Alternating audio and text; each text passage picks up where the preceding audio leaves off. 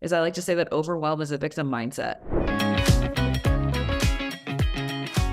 Tara Garrison, my old friend, and I can't believe it's taken this long to get you on the podcast because I love your energy and your enthusiasm and your message so much. And you have the greatest Instagram.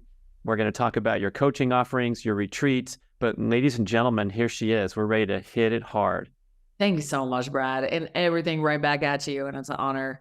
I remember reading some of your books back in the day, and it's just been cool to meet you, and just, you're so real and genuine, and I know your listeners love you. So I'm excited to just jump in with you, and I'm really grateful to be here. Thanks for having me. It's all about your gratitude and your living in the present and working through anything that comes up. And I want listeners to become acquainted with your quite interesting background, especially the challenging parts that would, I think, people can relate, because it's hard to relate to a movie star who's just glitz and glamour. But when we see you kicking butt, you're at the top of the heap in the fitness world, and you have everything together, and you're kicking butt, and you're super fit, and you're hosting these amazing retreats, and they're life-changing in Hawaii. But maybe we should start with how you traveled this journey into the health and fitness and coaching space that you're now on, and what you had to overcome along the way. Yeah, I forget about that sometimes. Honestly, now it's been a lot of work, and I'm in such a good place. But yeah, I'm like, oh yeah. I went to hell and back a few times to get here. The quick summary is grew up very poor, very hard home life, was overweight starting in 3rd grade, grew up in a very dominating religion. I would say basically a cult, just completely bought into that hook, line, and sinker. And I was living that life and thought I was really happy. Got married at 20 years old, 4 kids, stay-at-home mom, all that. Had a hard time losing weight after my 4th. I always ran. My mom was a big-time runner, kind of a pioneer in women's running, went to the Olympic trials in 1968. And so even though I was chubby, I actually ran for fun, which was really weird back when I was a kid. But that's what we did. There were no gyms. So I ended up running marathons and things, and then, trying to lose the baby weight after my 4th, and it just wasn't working. I was the biggest I'd ever been. I'm 5'6.5". I was about 175 pounds and without muscle, right? So you can imagine that's just kind of the image of that. And I was running full marathons and just wasn't. So you were in fantastic shape running marathons with that physique. Yeah. Yep. Let's pause there. And how the hell is that possible? And we know how common it is. So it wasn't like you had some weird metabolism, but that's I think maybe people don't fully appreciate how the big picture is necessary to get your metabolic health right, and running 26.2 isn't quite an automatic solution. Nope, because I hadn't changed my nutrition. I wasn't lifting weights. It was just the typical mom runner who's just powering through and making it happen, and eating standard American diet. So after that I kind of went through some life trauma, which I basically in a nutshell say that I was going through some marriage problems that created a lot of untrue stories about my body not being good enough. And so I went into that very toxic, overly obsessed, trauma response type thing with fitness that people get into, and I'm grateful I went on that part of my journey because it helps me relate to those people now. But I picked up weightlifting. And so it was like this weird mixed journey of kind of being in a trauma response, not good enough, that kind of stuff. And also at the same time, oh my gosh, this is freaking cool. This is amazing, learning about the body, biomechanics, wow, I kind of fell in love. So it was this kind of dual thing happening at the same time. Because I was so obsessed, probably from the trauma response part, I ended up in a little less than a year and a half, going from probably close to 40% body fat, I would guess, to 11% in jacked. So, and Six then pack. Yep. Super lean, and with a cool thing about that, even though, now I'm not quite that lean, I try not to be that lean. But the cool thing was my running got really good too, right? So I was stuck. I wanted to qualify for Boston I just couldn't. I kept missing it by 9 minutes, almost exactly. After I changed all my nutrition and obviously losing, 40 pounds and completely changing your body composition, you're gonna be a little bit of a different runner. So I knocked half an hour off of my marathon time right after doing that. Qualified for Boston, ended up running it in ketosis as a little experiment at that time in my journey. But the cool thing was like for me, yeah, I had kind of that trauma. And I always say, like, sometimes I feel like our dark times are portals into our purpose. And so, yeah, I went through that dark time, but there was also so much beauty. I changed my nutrition. My brain started working all the way is what it felt like. I became more confident, not just because my body looked different. It was, I knew that my brain was operating at full tilt because I wasn't eating McDonald's anymore. Like I was like, something is not, I am different. Wow. Like I felt like I was like fully online for the first time in my life. And so I ended up, I did get divorced, which was a healthy move for me in my life, and everything's all good now. But that was scary. I left that religion. I lost everyone I knew. Started life over for literally everyone. Even my family wasn't there. It was a lot. I had to really start over, kind of re-pattern everything. Like my whole structure for life was so dominated by that religion that when I got out, I didn't know what I thought about anything. So, I really started fresh. This was at 32, 33 years old.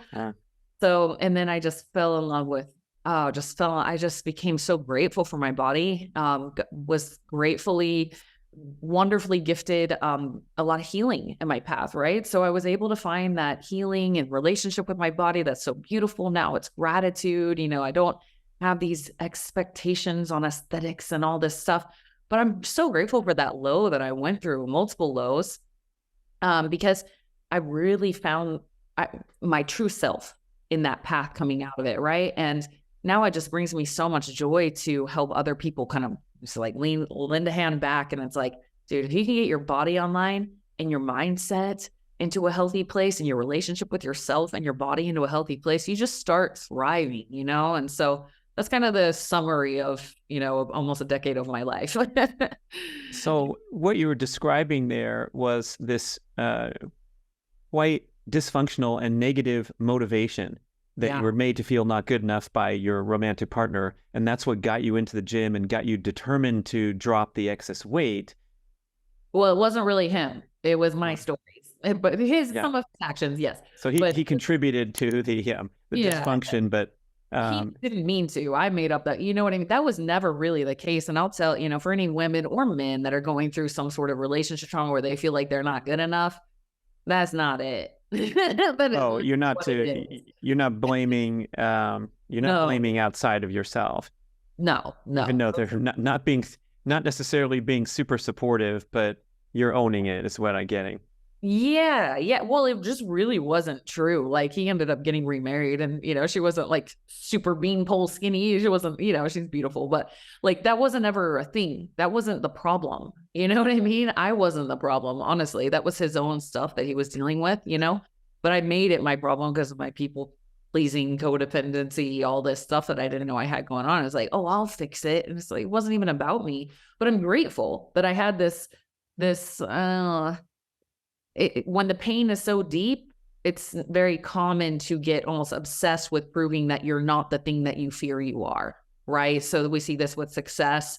Somebody's got some wound that, dad says you're never going to amount to nothing and they got to prove that they will amount to everything, or it's very common with the body. I'd say most people have they're somewhere on the spectrum of proving that they are good enough through how their body looks. And I've been on such a deep healing journey with that one. Like it's something I love to talk about now because I don't care. I mean, I do care. I will say, I like to do my hair and I wear makeup, it's fun to style myself and it's like artistic expression. But in terms of how my body looks, that's not, my relationship is so deep with my body now. I just actually laid down right before this and I just thanked my body. Like, thank you for so much, like everything that you do, and I give it rest and it's like, let's lay down for a second. You've worked out, you've done some work today. Like, let me give you 10 minutes to just chill, so it's a really loving relationship that anyone can get to. Just sometimes we need a little introduction to just even that way of thinking, right? Because the world is telling you you're not good enough. The world is, people get on social media and they're like, I want to look like that chick, or I want to look like that guy, or I want to run as fast as him, or I want to be like them, or I want to be as successful as her or him, or all this stuff, And there's a path out of that. There's a path out of that. And I found it, and I'm really freaking grateful, beyond grateful. So do you ever feel misunderstood at this point, because you are that aspirational person with the six pack and doing the incredible workouts and physical performance? It's funny. I just had a call with all my clients today, and we were talking about boundaries around ownership, that we're choosing everything that comes into our arena, right? So I was talking about Stephen Covey's circle of influence, which just means yes, there are all these things that come into our life, but owning our reactions, our thoughts, our behaviors, our response to those things, that's all we can really control. And I told him, I was like, social media, a friend of mine who does similar work as me on social media, we were talking about this once, and we were just like, it was just a no BS conversation. We're like, people are in such victim mindsets around social media. They're choosing to be on there. They're choosing every single account they follow.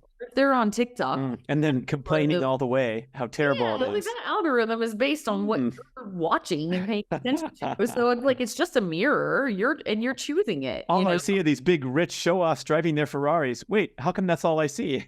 Right. Why is that popping up on your feed? And why didn't you say, I don't like this, or unfollow, or, So it's social media. It's making me compare myself. It's like, it is a mirror to show you that you're choosing to do that a lot. Dang. But I told my clients, to answer your question, I was like, maybe that's how some of y'all found me, because you were comparing yourself to me, and I'm like, but that's cool. I'm grateful for that, because now now you hired me, we're going to get out of that.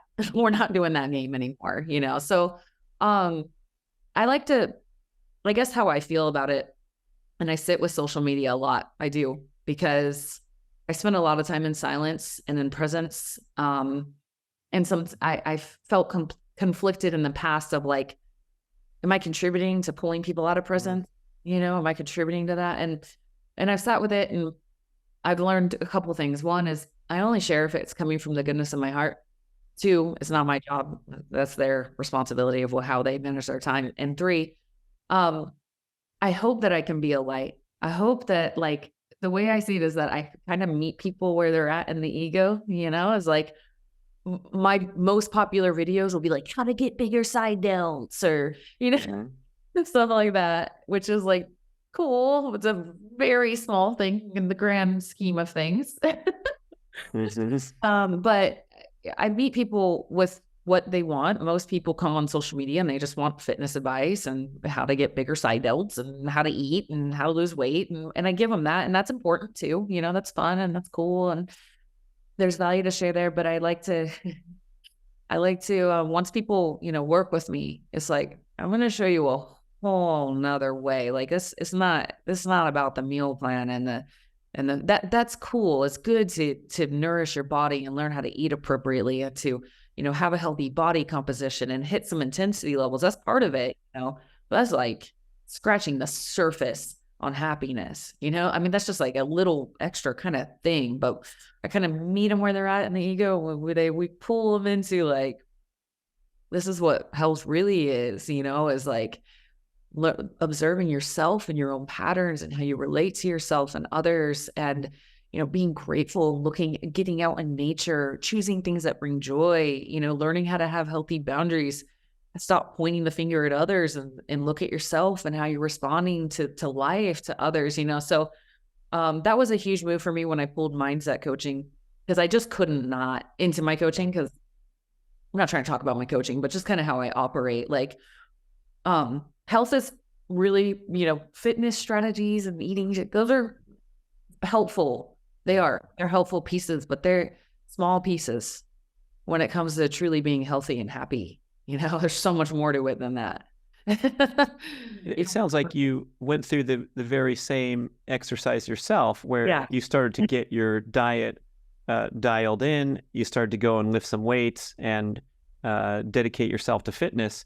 But with this, I'll prove everybody wrong mindset, or whatever the negative things that were still getting you to the gym and getting you to make the right choices at meals. But then it seems like somewhere a lot of people hit that fork in the road where the logistics are in place, they are punching the right buttons, and then the mindset is stuck back in the I'll prove everybody wrong, or whatever, and they either get a bunch of superficial results and look great, but the happiness isn't there, or they struggle, and it's so common to see the fallout and the attrition from the ranks of devoted healthy eating enthusiasts and fitness aspirants.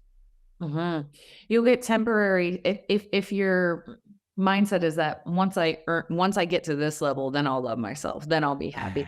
And you achieve it because you can't, because the greater the pain is and the greater the desire to prove that you are that, the more likely, you'll get there because it's like, I have to, right? Some people like, you'll get a temporary sense of like, yeah, I'm awesome. Look at me. I did it. That'll be temporary, but eventually you get to a point where, you realize you're in what I call dangling carrot syndrome. And your way of being is like, happiness is always a little further away from where I am now, right? And I used to be that. I used to be so deeply entrenched in that of like, I'll never be satisfied. Like I called it growth, Oh, I'm just growing. I'm just, Oh, yeah. I mean, we're socialized to be that way. Yeah. And we romanticize Michael Jordan and Kobe Bryant, and how after they won Game 7, and Tom Brady was glamorized that on the plane flight home he was texting his trainer about the Wednesday morning workout at the training facility after winning Super Bowl Sunday. And it's like, wow, that guy's so dedicated and focused. He wants to win the Super Bowl the next season too. But it's like, wait a second, what's the impact of that message on on humanity? Well, and it really, to me, it really depends on like, is that affecting your own sense of if you're good enough or not, right? Like, is it affecting your internal sense of value as a human being? Like, if that's in place and you're like, no, like I know I'm good enough, and because I'm good enough, I'm more than good enough, then you just want to do those things. It's more like for fun, for entertainment, but there's a different way of going about it that I find most people are going about it. And that will mean I'm good enough. I'm not good enough until I achieve X, X, X, X, X. And that is the message from the world, right? And so, but there's a different way. And what I find is a really tricky energy in that is that most people have only ever used pressure as a way to motivate themselves, and not good enough as a way to motivate themselves. So they're afraid that if they take that away, they think taking that away means they're going to become this complacent slob who never does anything. And I always tell my clients, like, they're just sitting on the TV, watching TV, and they're 450 pounds and they got Dorito crumbs all over their chest and milkshakes, fast food, but really though, like that's I'm exaggerating, but that it is that energy. If I stop pressuring myself to do better, be better, that's the fear. That's what they're running from, is some version of that in whatever way, shape, or form. And what I have found is that is not what happens. When you start knowing your internal value, no matter what, like you could go sit in the desert on a boulder and just know your worth without having to prove it, without having to contribute, without having to do anything. You just know. That's when you truly start to contribute, because everything else that's not in that energy is actually selfish. It's actually contributing in the energy of getting, because it's like, see, I'm good now, right? Because I give and I contribute and I'm awesome, like, right. But until that internal value system is just like, I could just lay next to a river in the mountains and know my freaking worth. Until that's there, you're actually kind of taking in a way. And it's tricky because you can fool yourself too. It's like, no, I'm not. Like, look how much goodness I'm bringing to the world. But if you can't go lay by that river and just know your same worth without helping anybody, without contributing, without being somebody, without having an identity and all that stuff, there's an energy underneath of that in which you are taking, And so to me, once you know your worth, once you fully know your worth, and it takes a lot of work these days to get to that place, but when you fully know it, that's when you actually start to contribute from a place of alignment, right? Because you don't have to. You don't feel like you have to anymore to feel worthy or valuable. You just want to, because you're coming from that high frequency aligned place. And that's how I operate now. And it takes a lot of silence. It takes a lot of observing what's taken away from my energy, what's contributing to it, what feels high frequency. There's little tendrils like, Tara, come do this and make all the money, and no, I'm not doing that. That doesn't feel aligned. So no, thank you, and so it's been a journey, but you get to that place by being in silence a lot, honestly, in silence a lot, receiving help, coaches, therapists, mentors, being around healthy energy people, going out in nature, right? Tapping in, meditating, like doing that work and observing yourself, like is so cool because I just lift and eat healthy because I want to, not because I'm trying to prove something anymore. And it's a really wonderful place to be. I think I would like you to repeat that statement so that we can fully understand that it is a form of being selfish when you are just giving and running yourself ragged. Like we have the stereotypical soccer mom with 4 kids who's running marathons and trying to align to the religious culture and all those things that are wake up every morning at 4:47 a.m. and it's game on, and all you're doing is giving out energy and trying to make the world a better place. But the part that's missing makes you selfish. That's a heavy insight. And I think it also comes up with the overtrained athlete, where there's no way I'm not the most disciplined, motivated competitor because I'm running 100 miles a week, and I'm proving. Well, you're proving that you're you're way far off your peak performance capability because you're mean to yourself. Right. Yeah. It's codependency. It's low self-worth. And I know it because I was it for so long. I know this pattern like so deeply, all the little nuances, because that was me, forever. And I didn't even realize that you don't realize you're doing it until you get tuned into a book or conversations like this. Like, wait, what? I just thought I was a great person. I just thought I was a nice, helpful person, that I had no consciousness that any of these patterns, any of these programs were running in my subconscious. And so the people pleasing pattern or codependency, which is what you just described, you just giving. It's actually a nasty little pattern. It has some really nasty energies underneath of it, masked by kindness and goodness, because underneath of it, let's say, here's an example. I ask you, hey, Brad, I heard you're going to be in Utah. I'm going to be moving next weekend. I know you're on vacation, but could you come help me move on Saturday? Do you have anything on Saturday? And you're like, no, yeah, okay. You're like, I wanted to go on a hike kind of, but I bet I should. Terry, she asked me, and that would make me a good person if I went and did that, right? Meanwhile, all the while, if you were in this codependent people-pleasing pattern, you would be thinking, oh, hey, I can't believe she asked me to do that. She knows I'm on vacation. You're going to start talking to your people about it. Like, oh yeah, that girl, Tara, like, dude, I was on vacation in Utah. She asked me to help her move. And then like, she didn't even buy me food. And like all this stuff starts happening because what happened really there? You didn't really do that out of the goodness of your heart. You did it to get a good person card, right? So you're actually taking in that energy, right? And so the healing from that, I call it the people pleaser pause. I use it a lot in my coaching, and it's 2 questions. You pause. So I say, hey, Brad, can you come help me move on Saturday? And the people pleaser pause is, do I want to? There's 2 questions. 1, do I want to? And if you don't want to, then it's your responsibility to just say no. And you don't have to explain yourself or make excuses or lie, which is what happened in that pattern. And just, oh no, can't. Sorry, can't sit or whatever, however that flows for you. And that second question is, do I have the bandwidth? And sometimes it's just, I think I'm going to be exhausted if I do that. I just data myself to have an open calendar. I just don't have the bandwidth for that. So no, so yeah, that can go into little one-on-one incidences like that, but it can also come into the, people on social media, is like over giving. I have to be this person to be valuable. Right. And it's like, no, you actually don't have to do anything to be valuable. And once you know that, then you just start contributing from a place of true contribution instead of kind of, you don't realize you're doing it until you realize you're doing it. But then you realize like, holy crap, like, what if I wasn't this person? What if I didn't help anybody? That was a healing thing for me. I journaled about that because I like to help. I do like to help. I love to help. Right. But I was like, who would you be without helping?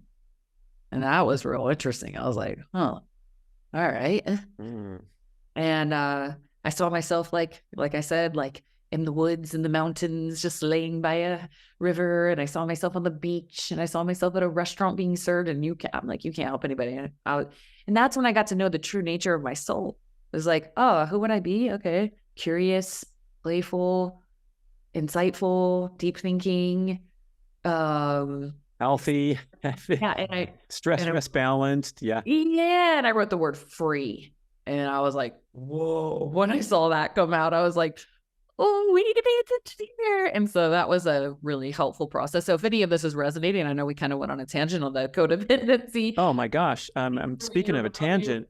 You know, you're a parent of 4 and they're watching everything you do. They're absorbing it like a sponge. And so to back off from today's stereotypical helicopter parent and take better care of yourself, it's the most powerful message that you can send. And it's you know, it's so much more valuable than stepping in one more time to pave the way so that your kids can be, quote, happy, successful, and all those kind of things. And so, boy, I mean, you're being helpful just by the mere act of talking about it. And if you were to behave that way for 30 days or whatever, and everyone's watching you, you know, in the gym, not lending a helping hand, but just staying focused and doing your workout and smiling and leaving, they're like, wow, she's really focused. I'm inspired. I'm going to waste less time and stick to my goals. Oh my God, it'd be so helpful to see an example like that in the world.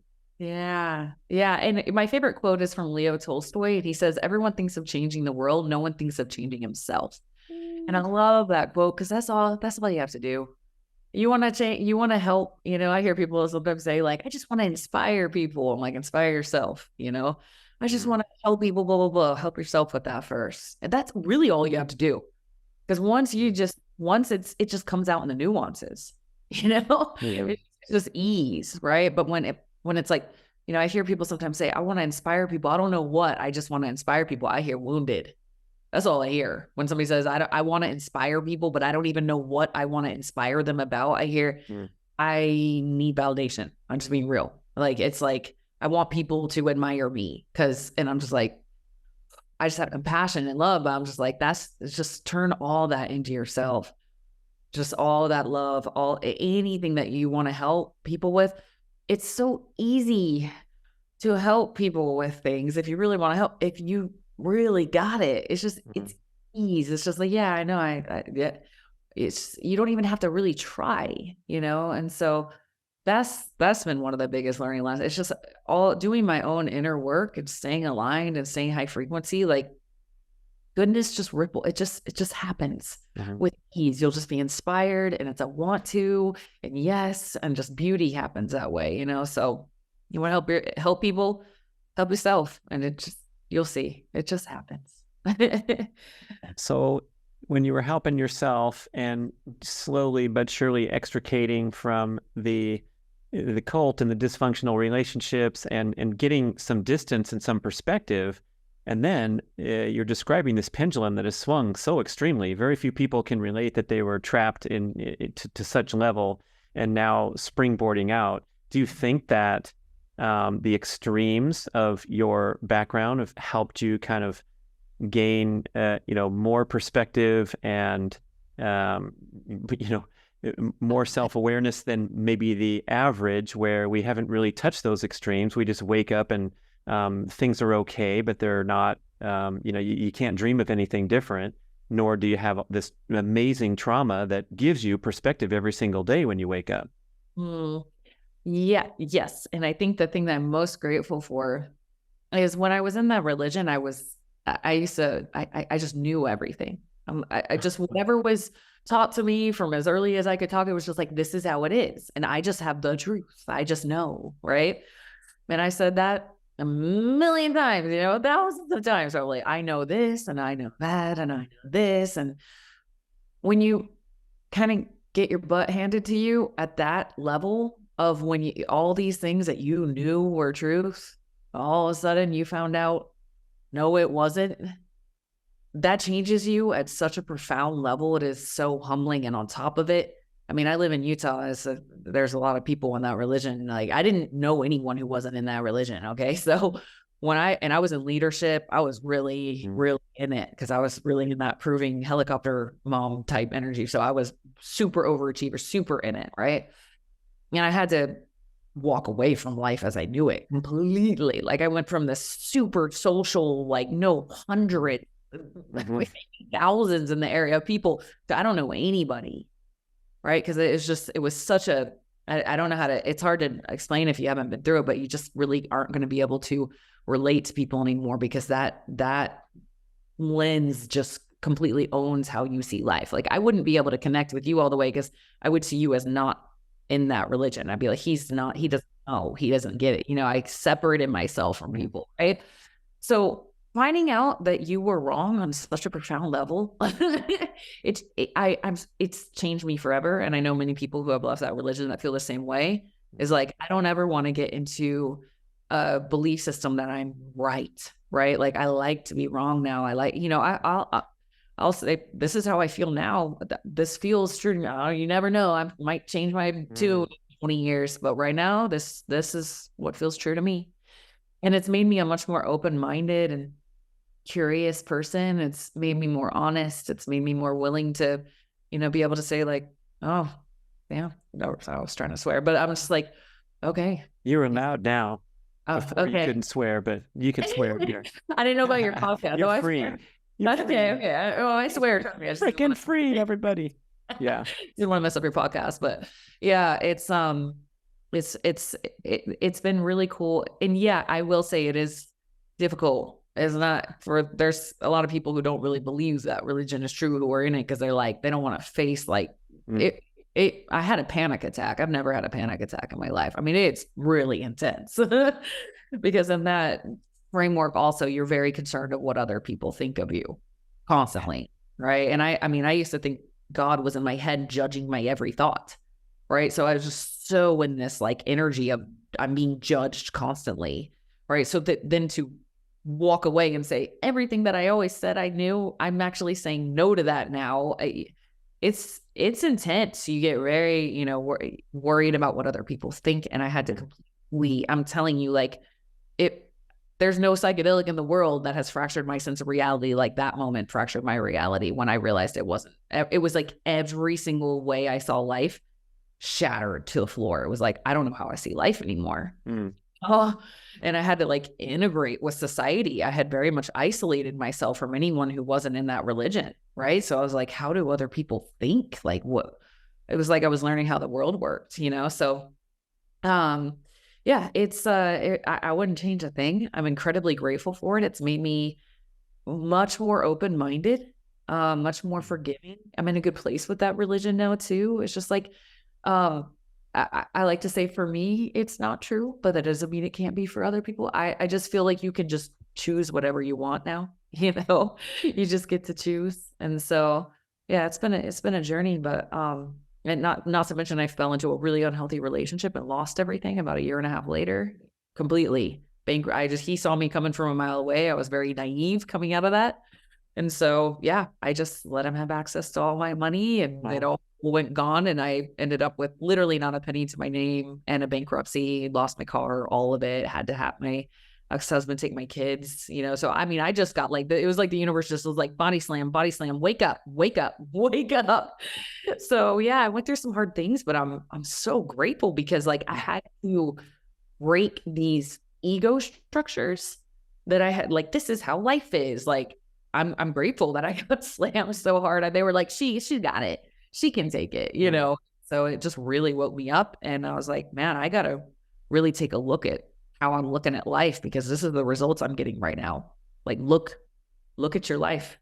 Like, you just lost everything. You don't have your kids except on the weekends. Like, look at your life, and that was the beginning of like my true healing journey. It comes in layers.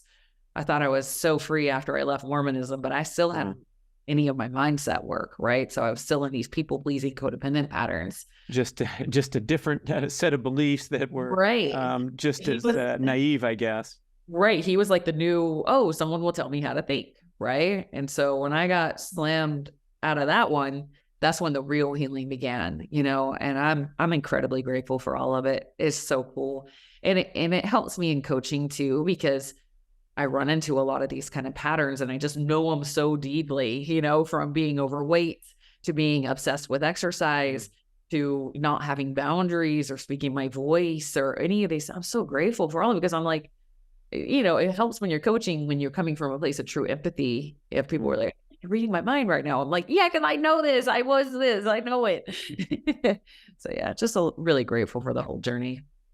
So when you slip from that mindset and disposition, whether it's tomorrow or last week, or you have someone else ripped you off for here and there, what's your exercise to recalibrate? Or you can tell me, no, Brad, I never slip. I'm grateful 24/7, but I'm just guessing there. No, I still have a full spectrum of humanity in me. And so, yeah, when I get really angry or, super sad or super stressed about something, my process is letting the feelings run through my body without blocking them. So I've learned this awesome thing. And it's to learn what it feels like to feel emotions in my body without creating a bunch of stories in my mind.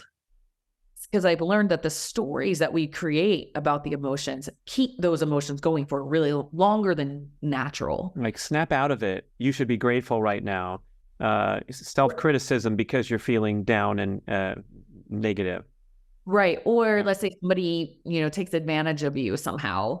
For me, it might be that piece of crap, jerk, blah, blah, blah. And like every single time I think about that person, I'm like, oh, what a jerk, blah.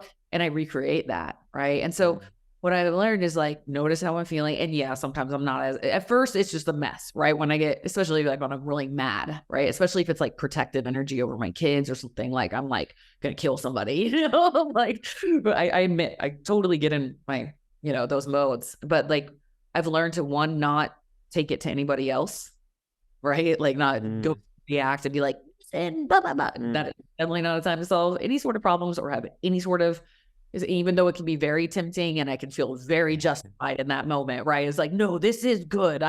You should do it now while you're mad. You got all the perfect things to say right now, And I've learned to not do that. I at least have that. And then I just let it roll. I just feel it. I was like, yup, I'm mad. Yup, I'm sad. Yup, I'm angry. I'm hurt. I found out someone that I know in the community died today, and he's my age. I just sat in the gym parking lot and just cried.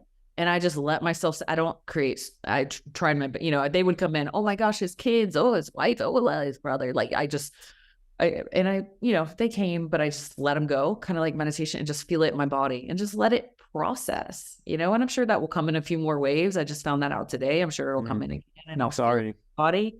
Thanks. It's, he wasn't close to me, but I was close to some people in his family. But anyway, just that's an example of, I've learned to let the emotions run through my body. It's like a splinter coming out, like let it roll, but I've learned to kind of release the mind as I'm doing that kind of like meditation, instead of fixating on all these stories. It's just let the emotion run without the stories. And then let's say I got triggered and I, yelled at my kids or something. I sit with myself on that, right? So, you don't do that very much anymore. So like, what was that? And what I look for is the story. What is the story, my subconscious story, that is causing me to get so mad about that? There's a story there. And I've learned that from a woman named Catherine Dixon, who was really, really important part of my healing journey. And it's just, if you can figure out the story, let's say, the story is that if my kids are fighting all the time, I'm a bad mom. All right. And so if that's the story, then when they start fighting, guess who gets triggered? Me. Bad mom. And guess who wants to start controlling them and make sure they don't fight, so I don't have to deal with my own feelings of I'm a bad mom.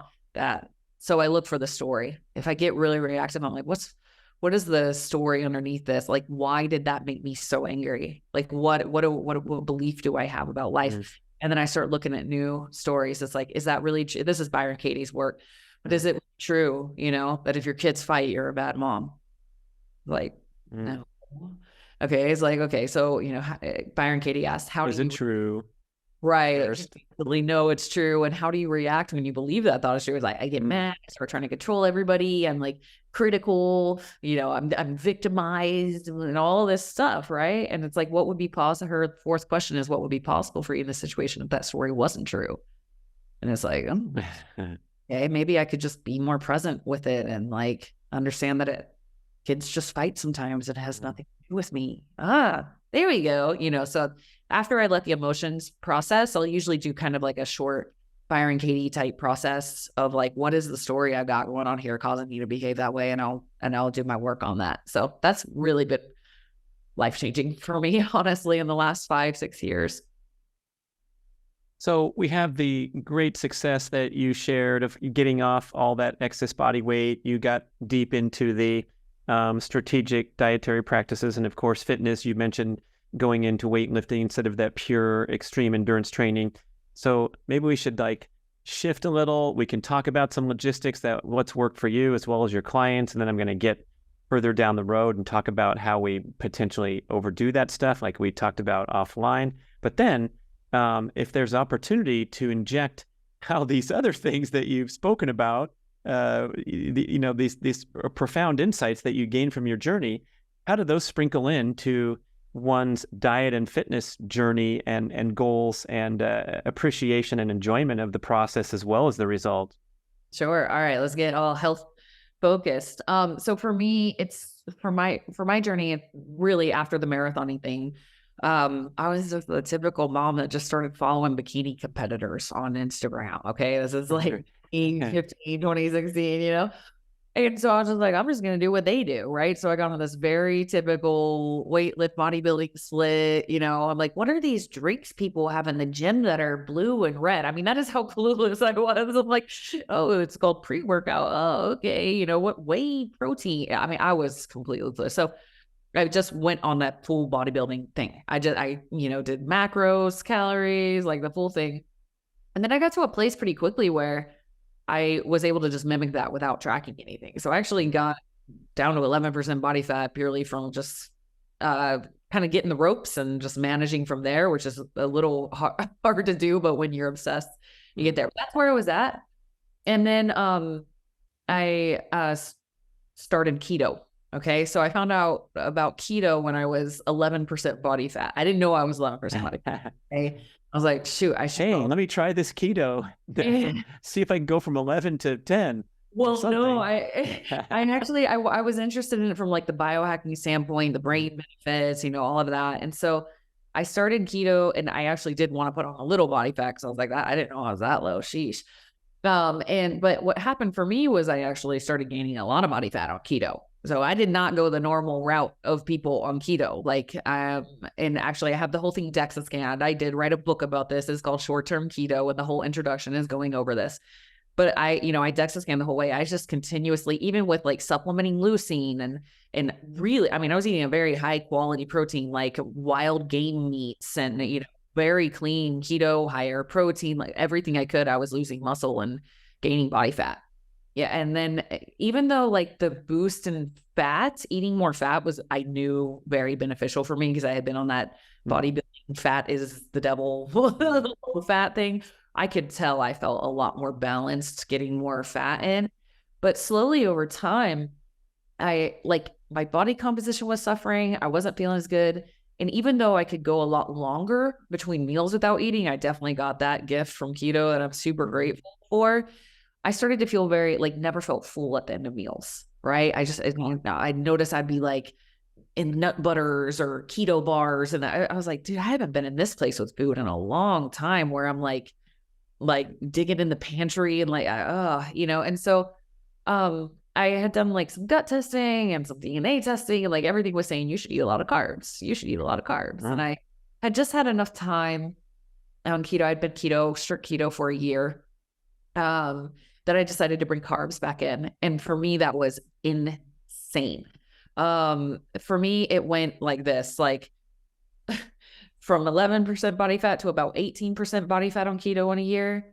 within 9 months, I was back down to 12 point something percent body fat, gained more muscle than I even had before, even after losing all that, without tracking anything, without doing any of that. I was just, for me, I think it was cool for me to do keto for a little while. I don't think I needed to do it for a full year. But bringing carbs back in after keto, it was just like everything went kaboom. And then in terms of training, you know, people always wonder like what I do. I do still do pretty much like a body part division split. I usually do, you know, legs on Mondays and back and biceps on Tuesdays, like that kind of thing. I do a high intensity interval training short once a week on the weekends, like 21 minutes long, and I walk a lot. And that's it for me now. You know, I walk for an hour on the treadmill uphill at a pretty brisk pace, sometimes shorter than that, but a lot of times an hour every single day. And if I can get outside, now it's nicer here. I mean, it's amazing to be outside, but in the winters in Utah, I keep my sanity and I just work on my phone. I don't usually multitask, but I just work on my phone while I walk. And it's beautiful. I take care of all my social media stuff, my team, my emails, you know, so that's kind of my flow. I intermittent fast now pretty much. Yeah. It's just, I don't like try to per se. I'm just kind of in that flow. I wake up, have my coffee, go to the gym, work out, just wait till I get hungry, eat. And then I try to stop eating 3 hours before bed because I want my body to recover well and my gut to recover well and have good brain power, you know? And so it's not to be skinny. It's not to lose weight. It's just what's best for my body. And then I just eat as nutrient dense as I can without being a perfectionist about it. It's okay if I have a little cheesecake or chocolate or it's just, my desire to have those things is kind of low because I have a loving relationship with my body now. Like I'm the inside of my body. And I'm just like, don't really want to do that kind of stuff to it very often. It's like, I know you guys can deal with that stuff, but like, how much do I want to make you deal with it? My little gut cells and, you know, all of it, every cell in my body. It's like, I look at food as an opportunity to like give to them. Like, thank you for everything you do. Like, here's some nutrients. Here you go. Thank you. And I want to feel good. Right. So that's kind of my journey with nutrition and training. And compare contrast to those days when you were trying to qualify for Boston. I can't imagine you were doing a lot of impressive work in the gym. It was probably mostly directed toward running miles, and that came with a struggle to get to healthy body composition. So what do you think, like, for those listening who are trying to qualify for Boston and wondering why they can't get their six-pack? Let's see. Well, the trouble with marathon running for people who are kind of in the boat that I'm in, like you were like this like super athlete, you know, you didn't have that kind of problem. I think you were probably also cross training a lot. You were doing, you know, triathlons, multiple disciplines. For me, like, I feel like there are a lot of people kind of in the boat I was in where I really hadn't done much for my nutrition. It was like, oh, I'm eating a salad today. I'm being healthy, but I still would have like all the other things and fast food and just kind of typical standard American diet.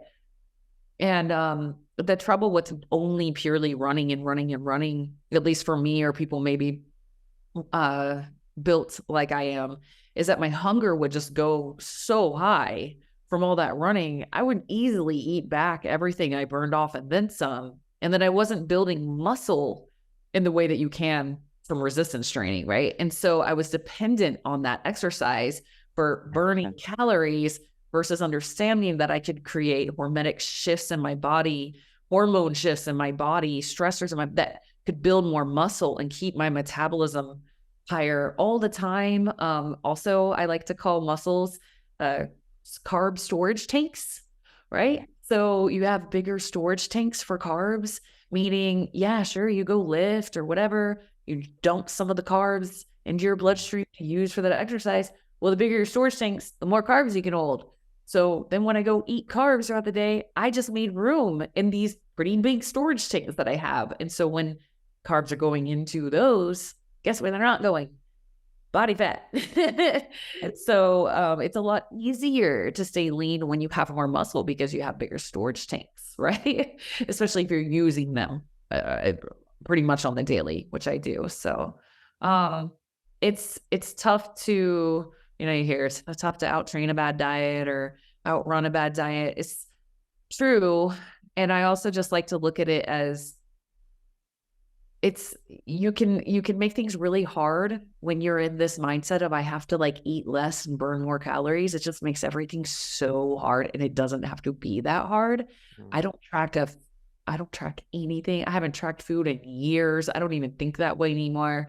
I just train hard, train like a beast, recover hard, and just try to eat plenty of quality protein, fiber, high quality fats, high quality foods, that keep me satiated and not sweat the small stuff. But yeah, it's just so much more ease if you're resistance training to stay lean, and you feel better mentally. It protects your joints. So yeah, it's just a lot easier to be healthy and fit and strong, in my opinion. If in marathon running is super fun, I'll always love it. That was a love of mine for like 20 years of my life. I get it. Oh, but just a push to make sure you're out. When I started weight training more and running less, that's when I got ultra fast, right? That's when I got like 7:10 pace, 26-mile marathon, was when I started running way less, weight training more, and eating better, so it's nice. Highly recommend. It's tough to make that transition for a lot of people who are deeply immersed in that endurance scene. And Yep. I think the inherent struggling and suffering psychologically and physically from maintaining a high mileage practice and chronically overproducing stress hormones, your metabolism, for example, is calibrated to store fat. And so you're like you described, you ran so many miles and you overate your way through to make sure that you would recover because you were in such a immersion of pain and suffering and torture and getting up and doing it again the next day. And Right. if you're training in the gym appropriately under the guise of a good coach, or for example, a great app that's helping you, balance that stress and rest, you're not in that chronic overproduction of stress hormones. You're in an appropriate stressor, such as a workout that lasts for less than an hour, that's within your capabilities. And I would imagine too, now we can bring in some of that spiritual side that you talked about at length. You appreciate the process of getting fit, you respect your body. And I imagine that, like you say, you haven't needed to track anything because your appetite is appropriately regulated by your hunger and satiety hormones because you listen to your body, you sit in silence, your stress rest balance is okay, you're not over hovering on the mom scene and then go slamming in the gym and then going having a Slurpee on your way home. Yeah, exactly. When the body is in balance, everything gets easier, right? So if you're just way too far in one direction, whether that's junk food or over exercise or over running, or, when you just are way imbalanced in one area, yeah, you're going to mess up your satiety hormones, your hunger hormones, all of those things. Right. And if you're just never exercising, also that's going to get messed up. Right. So it's about to me, the body loves stress in small spurts, right? It doesn't love chronic long-term stress. It does actually really like a little short-term stress for the body, Yeah. But yeah, it's about and you have to it takes a while to get intuitive with that. You're going to get obsessed like I did, and you're going to overtrain like crazy. And you're like, I love this, and then you kind of learn wow, something happens in your life where okay, I'm going to back off a little bit. I'm going to try back. It's scary to back off. It is much harder, I have found, especially for people who love training. Scariest thing in the world for them to back off. And me, I work with that a lot. We have a lot of hypothyroidism and adrenal fatigue, especially women. And, it's over stress in the body, and some of it's emotional and unhealed trauma and all of this, but also it's drive myself into the ground mentality, never stop. That program is really hard on women. Because what do you hear? What makes someone a great woman? Oh, she's such a great wife. She's such a great sister. She's such a great friend. She's such a great mom. Because why? Because of what she does for everybody. Right. And that is the program on women. It's give, give, give, give, give. And then, you better be super skinny and hot too, and it's just it just drives women into this, go, go, go, go, go. Yeah. Go. Yeah.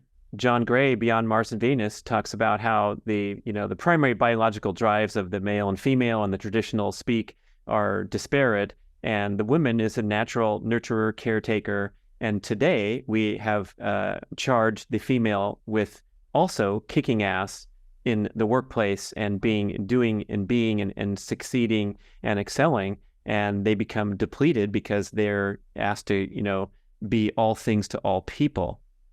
Yeah, and it's up to us as women to really check ourselves on this, right? It's just like every other program that society has given us. Like, I got to sit with myself on that, and what's going on inside me, and what do I believe is true about life?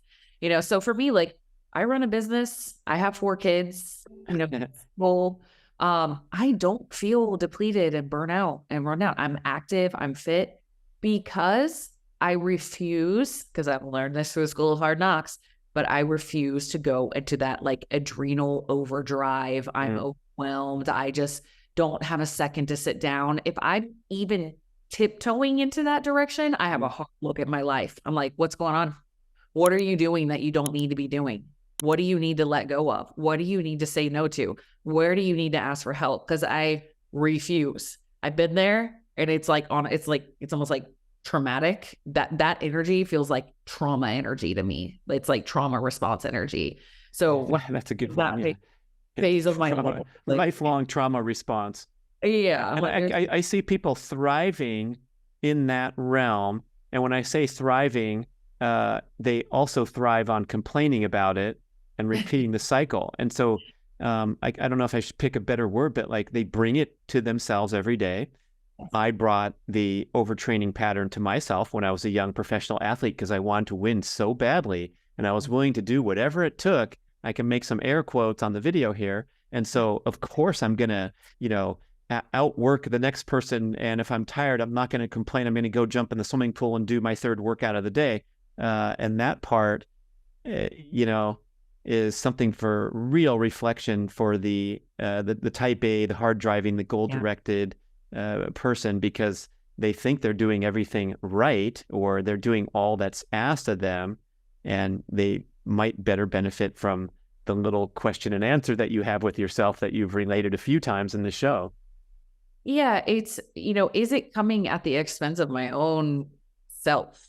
Am I driving so hard to prove that I can be the best athlete, or be the best mom, or be the best business owner? Am I working so hard to prove that to myself and to other people that I'm trampling all over myself of what I actually need? Am I really happy, or do I just feel like I'm happy by covering it up with this proving thing that I'm doing?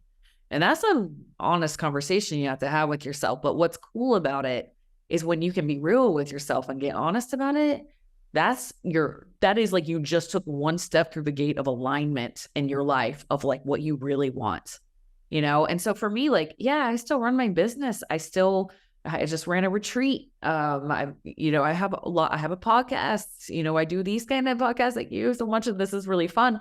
I have, 4 different kids that are from 10 to 17 that I got all sorts of stuff going on, and I don't feel overwhelmed, because I sit with each thing and I just notice how I'm feeling, and I recruit help. If anybody's watching the video, you may notice me typed something a second ago, which I feel really bad about doing, but it's because I asked my daughter to pick up my boys from school, and she's like, I can't find them. Go to the office. But it's just noticing and being able to say no, and being able to give up control over everything, like, I don't know, my kids will get home from school somehow, daughter will find them, but just releasing that control a little bit and just noticing how you feel as a result of how you're living. And the brutal phrase I like to wrap that point up is, I like to say that overwhelm is a victim mindset. It is. Because you can find solutions. You can. Because I'm like, if I'm single with 4 kids, running a business, a full client load, and a podcast and retreats and an app and all of these things, and I don't feel overwhelmed, I know anybody can get there. It's just accepting that you are creating everything in your life and choosing everything. And when you have full ownership over that, that's the path to freedom. It's just like what you were saying, is like, I'm choosing this. I am choosing life. Everybody's life looks different, and everyone is, there's some things we don't choose. Tragedies happen, things like that. I get it. There's temporary phases of overwhelm that you did not choose, So, passion there. And Yeah. and eventually, it is your responsibility to get into a place of peace for yourself, you know? And it takes time on certain things. But like if you will hold out hope that you can get to a place of peace, there's gonna be ups and downs. Mm. There's gonna be crazy times, you know, but like it's continuously taking a look inside of yourself of like, all right, how am I doing with this? How do I really feel about this? Where do I want to take this? You know, what do I need to let go of? Where do I need help? Do I need to get a therapist? Do I need to get some extra hands on this? You know, like that's the ownership piece that I'm talking about, you know, is like you can get to a place of peace in your life. I fully believe that no matter what you're going through, it might take time, but you can get there. Oof. That's a beautiful message. I'm letting it sink in a little bit. And one thing I'm going to remember, and also listen to this show every 3 months for the rest of our lives. I would recommend that. But, you know, checking in more frequently. Yeah. It came up for me that maybe I didn't realize I was getting overwhelmed, or that I was struggling and suffering too much because I was overtraining, because I didn't even reflect enough. And I think if we have some time to do that every single day, we're going to right course better than banging our heads against the wall, which I think we're often guilty of. We're too busy to check in with ourselves because we're too overwhelmed. So we don't have time to reflect whether or not we're overwhelmed and what changes we can make. Yeah, I got this intuitive little, I don't know, thought that came in one time, and it was like, watch out for the tough ones. Watch out for those tough ones because they're so used to being tough that they'll override their emotions like crazy. So the endurance athletes, the type A, the super drivers, it serves us in a way. Like when I was on mile 24 of a marathon and I literally can't even see because I'm blacking out. Like you have two choices. You either lay down or you positive yourself to the finish line. Like, come on, you got this. Let's go. Well, sometimes that doesn't serve us because it is useful at times. I'm so grateful that I have access to that side of myself for when I really need When it. necessary. Like, right. It's like, dude, you've done way harder than this. You got this. You know what I mean? So it is useful. And it can also cause us to override and not even notice. Am I really happy? Do I like this? Does this stress me out every single time I do this? How do I actually feel about this? And when you can sit with yourself on that, I like to take myself, I'm like, maybe I just won't do it anymore. I take myself all the way straight to the biggest fear. Oh, I guess I won't be a coach anymore, you know, if I'm feeling, and then giving myself that full freedom. Like, for example, recently I noticed that having back-to-back client calls, I was feeling really exhausted after that. And I was giving myself that. I was like, dude, I'm freaking tanked. Oh, that was a lot of energy, you know? And I was like, maybe I don't want to do one-on-one coaching anymore. You know, I go all the way there, right? And I'm like, yeah, okay, I could let go of that. And then in that processing space, I found it was like, why don't you just give yourself a 15-minute buffer between calls? Okay. Got it. You know, it's you find solutions that will bring more peace and joy to your life. And will give it to yourself of like, I'm not really digging this flow, right? It's like, allow that in and sit with it for a little while. You might not have to make that big of a tweak. You might just need a little break between calls as a silly example, you know, but that's how it is. It's like, but sit with like, be real with yourself of like, something's wrong. I don't like how my energy feels right now. What is it? And sometimes it's my mindset about that thing that I need to take a look at. And sometimes it's something small and mechanical like that. Yeah, maybe you need another recovery day, right? Yeah. Athletes struggling in the workout and feeling frustrated. Yeah. Right. Exactly. Yeah. Oof. So before we let you go, since you just got back from this incredible retreat in Maui, and you gave me that interesting stat that, what was it, 22 guests, and there's 21 deposits for next year. So even though you're probably going to be full up, and we're going to have to get you out there for more retreats, but is this the kind of stuff that happens in the retreat where people are getting the time to reflect and perhaps journal or talk in a circle, eat healthy food, work out? Tell us a little bit about what's happening at these things. Thank you. I haven't even announced it yet, so this is my first time even telling anybody, but we'll be going Uh-oh, to listeners, get ready to pounce. we'll be going to Sedona in the spring 2024. So I haven't firmed up the dates yet or anything. So if you're interested in that, just, follow me on social media or something. I'm sure I'll be posting about it. But yeah, so my two top principles in life are freedom and fun. That kind of sums it up. So the freedom work is like we do a little bit of deeper work, like holotropic breath work and some workshops of like getting you thinking, but I try to keep those short and powerful. And then we went surfing, we were hiking all over Maui. I mean, it was jumping off cliffs in the water. You don't have to do that if you don't want. I don't know. It would never make anybody do anything they didn't want to do, but it was so incredibly fun, but also a lot of deep work and shifting. And so that's how all of my retreats will be. If you haven't ever been to a retreat, it's so helpful to get out of your daily routine and get into a new environment with new people, especially if you have a coach or somebody like sparking little things. You're doing your own work, breath work, meditating out in nature. I mean, it's just such a great way to zoom out on your life and take a look at things.